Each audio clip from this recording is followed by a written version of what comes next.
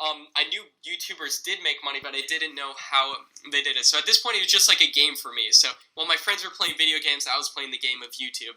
Now, that's until I came across an article that told about some of the top YouTubers making tens of millions of dollars. Like, as you can see right there, there's YouTubers out there, like Ryan's Toy Review in particular. He's like a 6-year-old who reviews toys. Made $11 million in 2017, I think. So I saw this, and I started doing more research into how you can make money with YouTube, and I found that YouTube has something called the YouTube Partner Program, and I applied for it, and essentially what it is that when someone views your video, they also view ad impressions, and then every single ad impression that you get on your video, you get paid more money for every single ad impression. So I did this, I verified my channel, applied for ads, got ads turned on, and just like that, almost overnight, I was making over $3,000 a month. Now, I want you guys to imagine this for a second. So, I was a broke high school student, okay? Like, I've never had any money in my life other than, like, birthday cards that I would receive and stuff like that. And, like, just doing chores around the house and stuff. Like, I never had a sizable amount of money. I've never worked a quote-unquote real job. And just like that, I was making $3,000 a month. Like, this was big for me at the time, and it was huge. I was making more money than all of my friends, and it really changed my life in a huge way. And at this point, I saw YouTube, I saw the potential of YouTube, I saw that it could be a real business, I saw you can make money from YouTube, so I went all in, okay? I was uploading a new video every single day. Like, this was my religion. I was just focused on YouTube 24/7. I put school on the back burner, much to my parents' dismay. And I focus on YouTube 24/7, just trying to improve, optimize through trial and error, trying out new things. Sometimes they wouldn't work, sometimes they would, and I just doubled down on what worked. And I learned a lot of new stuff along the way.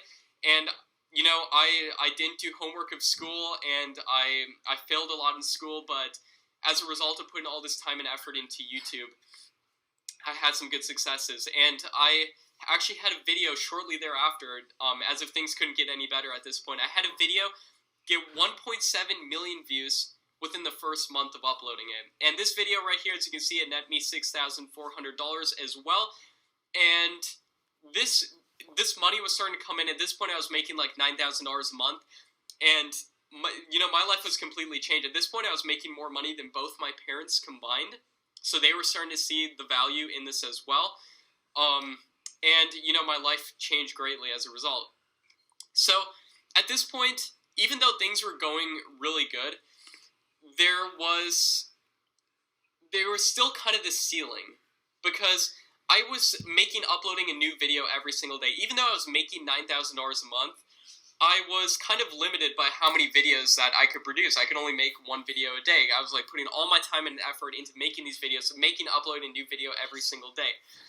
And, I was kind of hitting a ceiling in a sense, that I had no time to hang out with my friends, no time to enjoy this money that I was making, and as a result, I was looking for ways to kind of break through that ceiling. So the only thing I knew, this is kind of humiliating, but the only thing I knew about business at this point was from a Dr. Seuss book called The Lorax. I don't know if you guys are familiar with The Lorax or the movie that came out, but essentially in The Lorax, there's this guy called the Onceler, and he figures out how to make these things called Thneeds, I think they're called, and they're basically like these clothing garment things that he sells to people, and he realizes he can't make it all himself, so eventually he starts hiring other people to make the Thneeds for him. So, I did what pretty much every, great business person throughout history has done, and I outsourced the work. And I had to make a video creation machine. Now, what is a video creation machine? A video creation machine is basically a system where you hire people